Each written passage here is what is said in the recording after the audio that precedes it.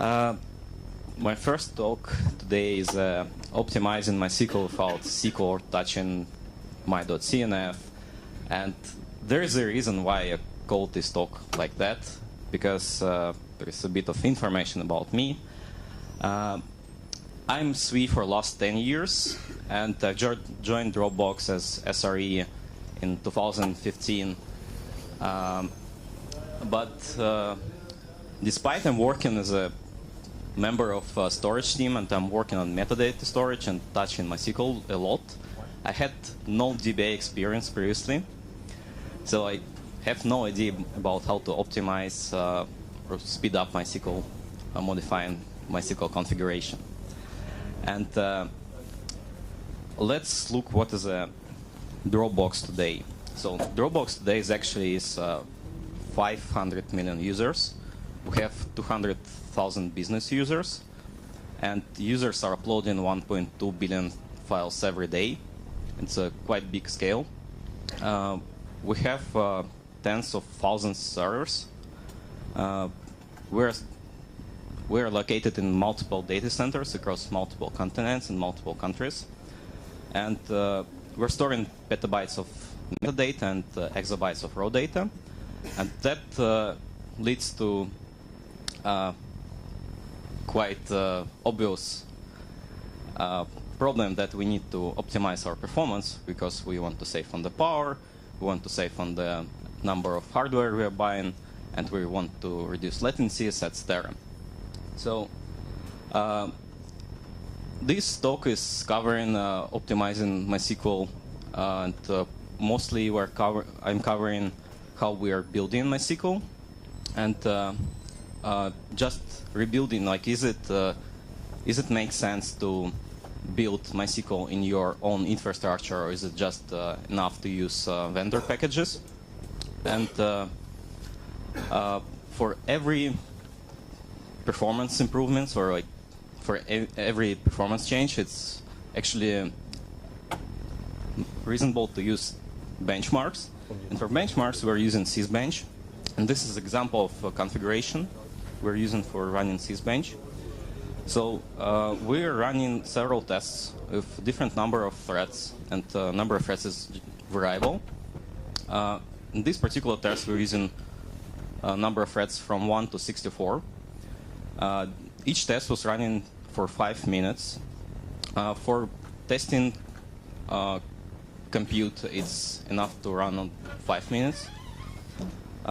So we're just using standard Lua OTP read-write test from sysbench, and for this particular test, we're using master branch, and this is quite fresh checkout of sysbench.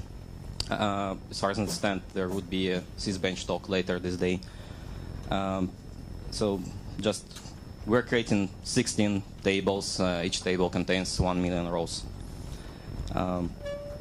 So these are testing subjects. This is examples of hardware, not exactly hardware, but systems we're testing on. We're historically worked for quite a long time on Ubuntu 12.04, and we're still in the process of migrating to Ubuntu 16.04. And both systems have different kernels. We are currently running 3.16 on 12.04 and 4.8 on 16.04. There's a different set of compilers available on each platform. On 12.04, these are GCC 4.6, 4.9, and Clang 3.0, which are pretty old by this time. And on 16.04, these are GCC 4.9, which is just backported for backwards compatibility to 16.04, GCC 5.4, and Clang 3.8. So both machines are running this specific CPU, and both machines are completely the same in terms of hardware. So speaking a little bit about build infrastructure at Dropbox, we use Bazel as our build system, and Bazel is tightly integrated into our build system. But MySQL uses CMake as a build system, And Bazel is not compatible to open source software. And if you're trying to build something with Bazel and integrate something into your Bazel build, is it AutoTools based or CMake based or any other build system, you're literally screwed, and you need to do the same, or maybe we were going to open source that. We actually wrote a CMake to Bazel converter tool, which actually helps us to integrate into Bazel build. It's actually not that hard to write that. I actually did that during one night.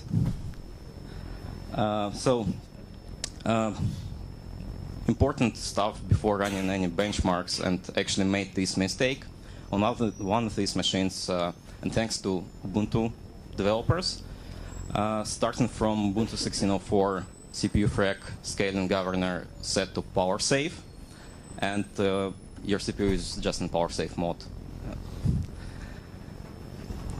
So don't forget to set CPU FREC performance governor. And let's start. So what we are going to optimize is optimize MySQL, just rebuilding it. And one of advanced compiler techniques is profile-guided optimizations. And what is a profile-guided optimizations? You're literally building special build of your binary, which starts collecting training data. And then, when you have enough training data, you're rebuilding your binary again, and it optimizes branches, it uses better branch prediction, it relocates code paths, it has better inlining because it actually knows statistics on how the code is used. So it usually requires to rebuild, but not in the same, not in every case. In case of Clang, and as far as I understand, thanks to Google, Clang can use perf data. So you don't need to rebuild. You can just collect perf data and build using perf data, which is a bit easier. So a common mistake, collecting profile data from unit tests. Don't do that, because unit tests usually are checking corner cases, and you don't want to optimize for corner cases. So literally your code would be fast on some corner cases like return exception, but not in any other case. And let's see how we're building with GCC. So to build profile-guided optimization build with GCC, we have two flags. One of them is to enable profile data collection. It's fprofile generate. There's another variant of this flag which allows you to set the output dir where you want to write profile data. And the second flag is fprofile use. It actually, when you're rebuilding your binary, it uses profile data. And in case of MySQL, it doesn't work. And it doesn't work because MySQL is multi-threaded application, and profile data would have incorrect counters. And in order to fix that, we need to use fprofile correction, which would tell GCC, just try to fix counters for us. And bad news for Ubuntu 12.04 users.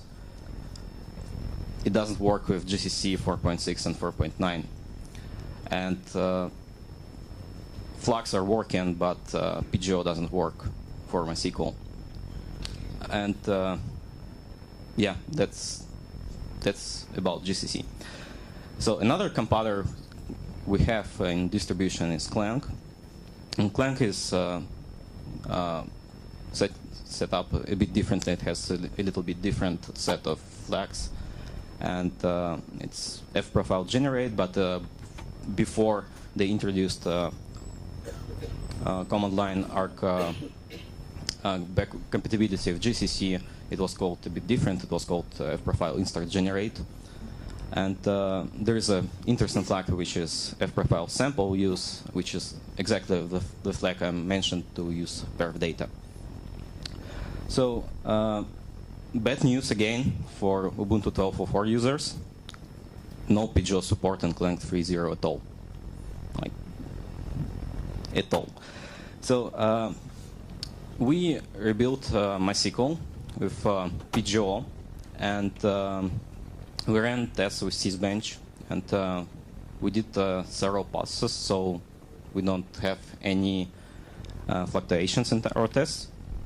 And here, results for 1204. I don't know how the colors are looking here, but I can tell what's there. So we have Clang 3.0 is a winner.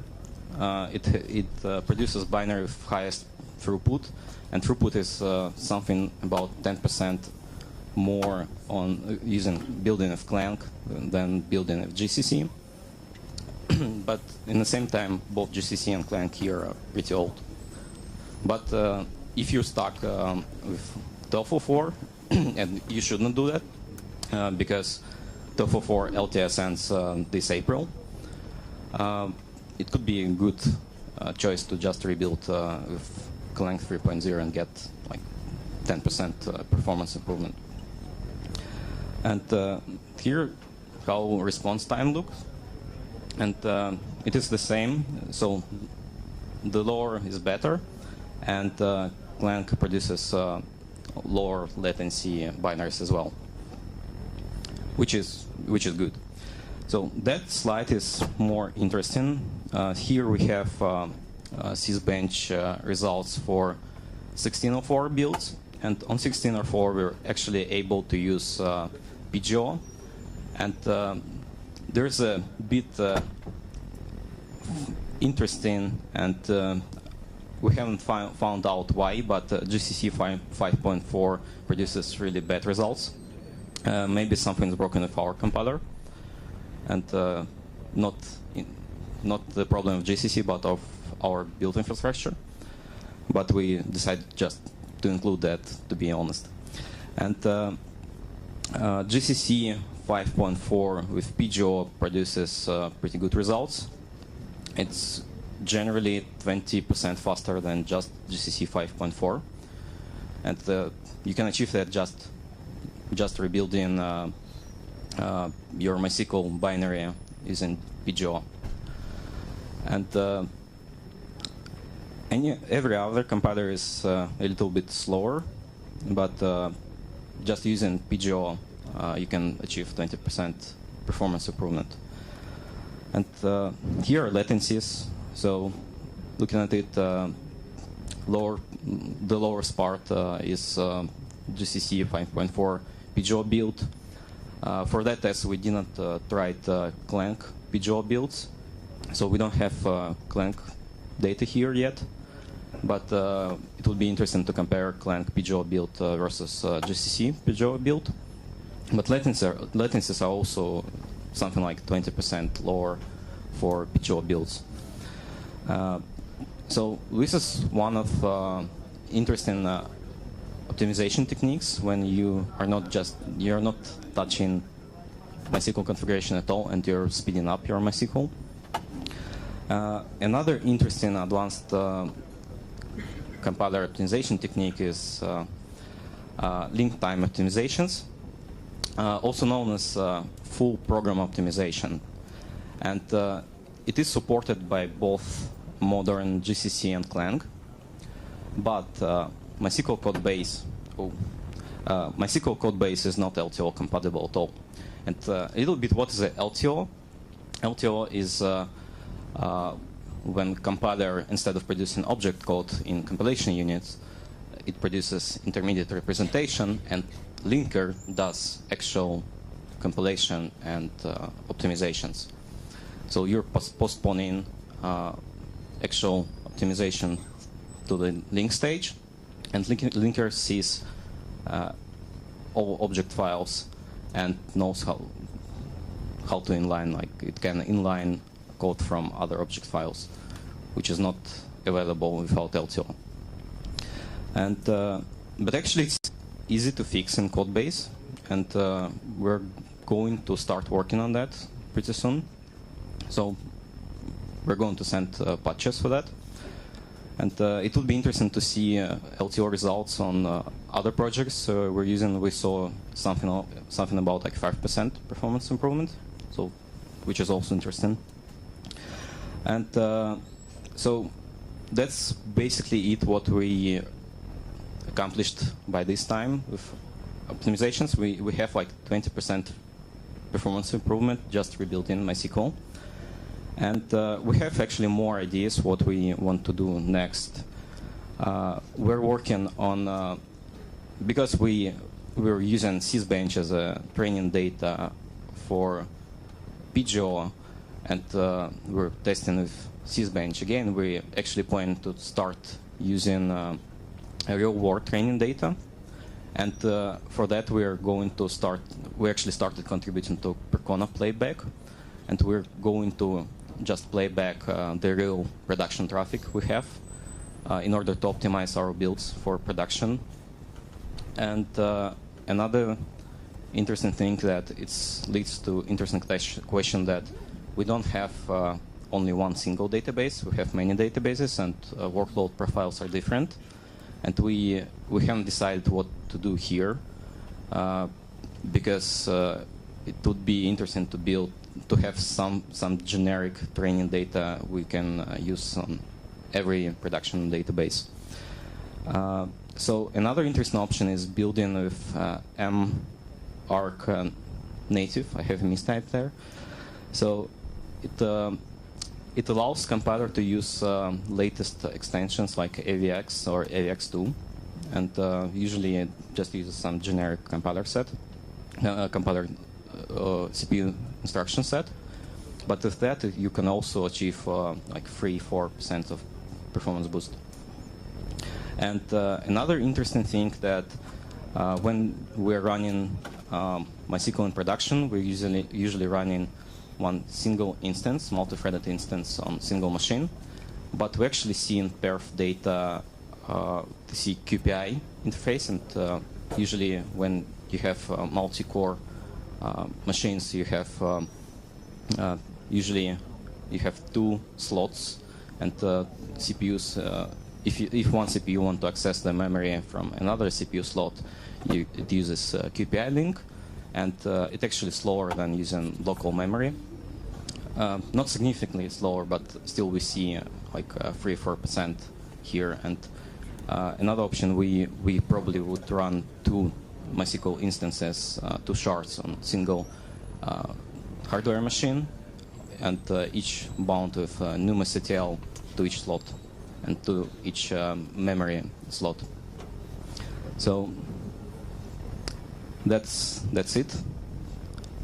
Questions? Yes.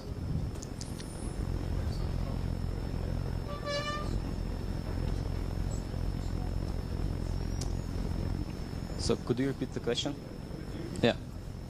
Could you repeat the question?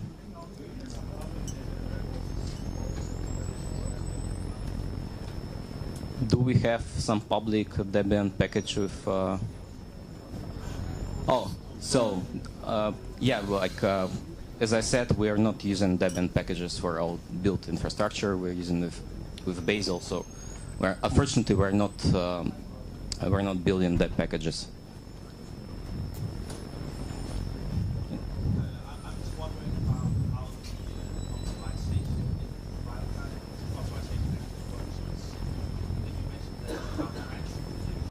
So yeah, so the question is how PGO works. So PGO build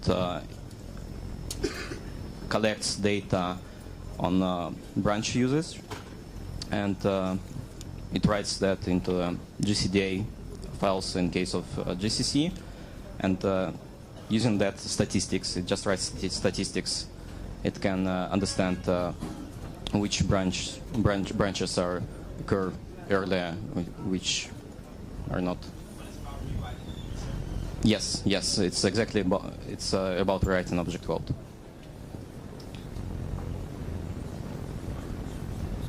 When you instrument MySQL for which events do you monitor? So if you do first record without any argument, you will be CPU cycles, or do you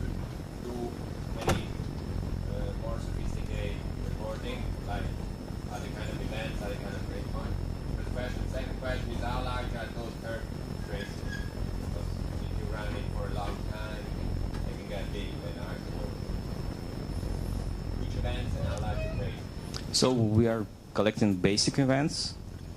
I can, yeah, I don't recall correctly what is the size of per data we have. But we're also running a top on the machines. So, yeah, okay. Thank you very much. Thank you. Will you be around?